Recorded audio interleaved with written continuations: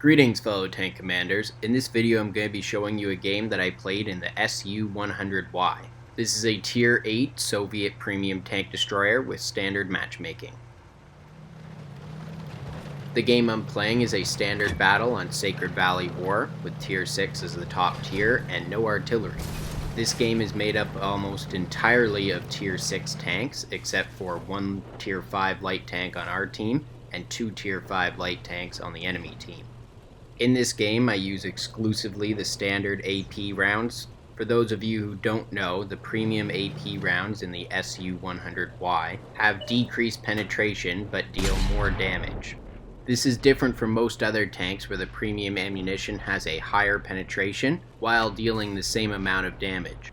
I usually start off my game with the premium AP rounds when I know I'm going to be encountering lightly armored tanks, and it's usually worth the risk to deal massive amounts of damage to the full health enemies in the early game. But for this game I decided to just stick with the regular AP rounds because I had been having some bad luck with the premium AP rounds with a lot of unlucky bounces. And it really doesn't affect my performance because my teammates are doing a great job at dealing early damage to the enemy. So what it comes down to is a matter of preference and judgment, which you can really only get by experimenting with the different shells for each situation. If you're worried about this tank not having enough penetration to deal with some of the tougher tier 8 targets, don't be. The standard AP rounds have enough penetration to go through their weak spots, and I've been able to penetrate the front of a KV-5's turret with it as well. And with the 0.38 accuracy, which is pretty good for a gun this size, you shouldn't have too much trouble targeting those weak spots, even if it's from a distance. So that there makes 2 kills in a row with a single shell. Now some of you may have noticed that this is on an old version of Sacred Valley. The new version really changed the north side of the map, and so you usually don't get such good sniping opportunities in this area anymore. Now we've got a sneaky light tank coming up behind me.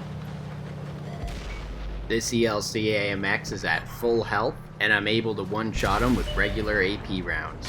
The regular rounds have an average damage of 440, so you're pretty much guaranteed to be able to one-shot those guys every single time.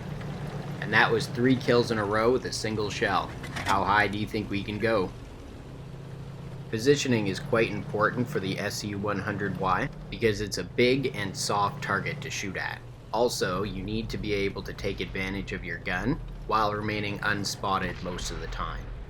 This really isn't a tank that you need to have your gun running hot all the time. You have a big 130mm caliber, which you really only need like 3 or 4 shots with to make a big impact in the game.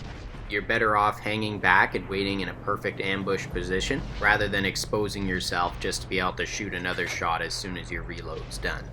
The position I chose for this map has allowed me to get shots in without any risk of being detected, and it's been a decent position to defend both sides of the map, which has doubled my potential targets. So that AT-8 I destroyed has brought me up to 4 kills and 4 shots. Now I'm gonna go for number 5.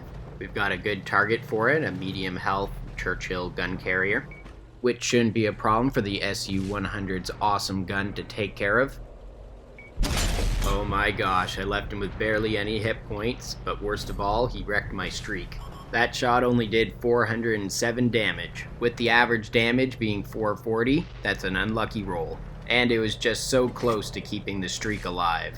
Although here the KV-2 is a higher priority target, I usually go for just decreasing the enemy's numbers when I can.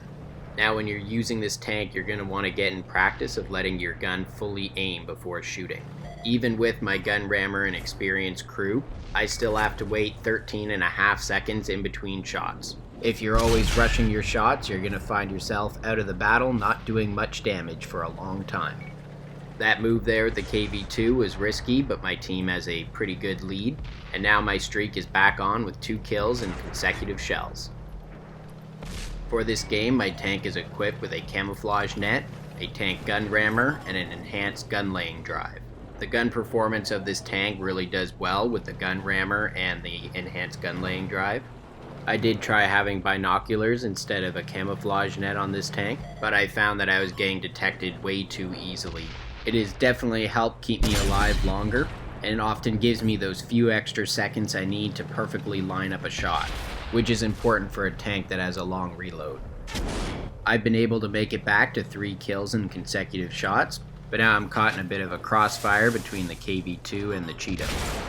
I was hoping for an easy shot to finish off the KV-2, but he's well hidden. Now it's time to do what this tank does best, and that's wait in an ambush. Patience is really important when you're using this tank, because if you're constantly looking for a new target, then you're going to keep resetting your aim time, and your chances of hitting the enemy go way down. I find it's usually just best to wait for that perfect shot. And there we go, 4 kills in consecutive shots, twice in one game, and with only 1 shot separating them on that Churchill gun carrier. That's certainly not something that you see in every battle. Well, that wraps it up for this game. Now let's check the post-game stats and see how I did.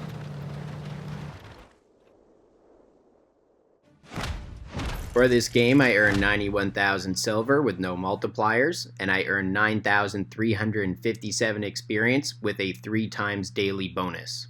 I destroyed 8 enemy vehicles, dealt 3,042 damage, and assisted with 531 damage.